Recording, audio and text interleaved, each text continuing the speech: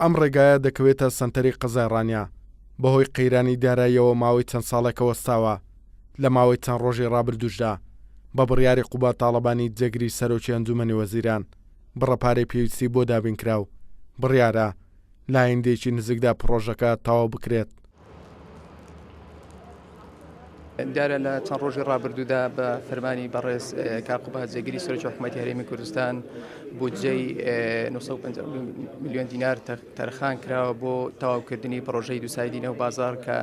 یەکێک بوو لە پرۆژە گرنگ و استراتیجیەکان و گرفت و لەمپەڕێکی زۆر بوو لە بەردەم هاتوچۆی هاوڵاتیان بە خۆشحاڵیەوە بەڕێز جێگری سەرۆکی حکوومەت بودجەی پێویستی بۆ تەرخان کردووە لە ئایندەیەکی نزیکدا دەچێتە بواری جێبەجێکردنەوە. سەرۆکی شارەوانی ڕانیا دەڵێت جێبەجێکردن و تەواوکردنی و پرۆژەیە داواکاری سەرەکی دانیشتوانی ڕانیەیە لای خۆشی عقوبات تاڵەبانی لە پێشتردا هەوڵی تەواوی داوە بۆ تەواوکردنی ئەم پرۆژەیە. ئێمە چاوەڕوانی ئەومان دەکرد لە جەنابی کاقوبات کە کارێکی لەم بابەتە بکە و هەوڵ و ماندووبوونی خۆشی داوە بە جددی بەڕاستی بۆ تەواوکردنی ئەم پرۆژەیە. دیارە ئەم پارەیە نزیکەی 180 تەواوکردنی پرۆژەکە لە خۆ دەگرێت کە بە بودجەی پێشووتریشەوە کە بڕێکی دیاریکرا بوو کە کۆی گشتی پرۆژەکە پارەکەی دەکاتە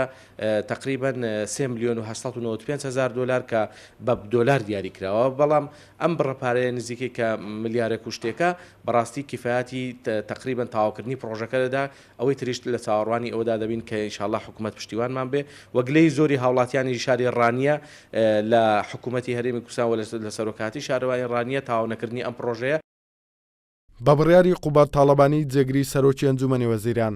لەدەی ئەیلولی 2010 بە گوژمەی 952 میلیۆن دینار دروستکردنی شەقامی دووساید و کارەبای ژێرزەوی و دانانی ئینارە بۆ ناو بازاری ڕانیا بڕیاری لەسەر دەدرێت و دوای تاواوکردنی ڕێکاری یاسایەکانیش لە ئایندێکی نزیکدا دووسایدی سەنتەری ڕانیا تەواو دەکرێت. توانە عومەر، کورسات نیوز، ڕانیا.